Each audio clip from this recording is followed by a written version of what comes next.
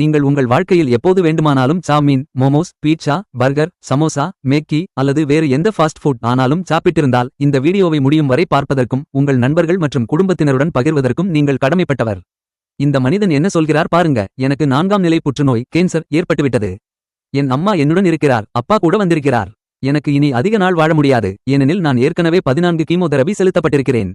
நான் ஒருபோதும் போதைப்பொருள் அல்லது தவறான வழிகளில் இல்ல. சாவ்மீன், பட்டூரே மாதிரி அதிகம் சாப்பிட்டதால் தான் எனக்கு இந்த புற்றுநோய் வந்திருக்கிறது. சாவ்மீன், பர்கர் சாப்பிடுதலால் கேன்சரா? ஆமாம், டாக்டர் தான் அப்படி சொன்னார். இப்போது என் குடல் எல்லாம் வெளியே வந்துவிட்டது. டாக்டர் என்னுடைய உடலை முழுமையாக திறந்து சிகிச்சை அளித்துள்ளார்.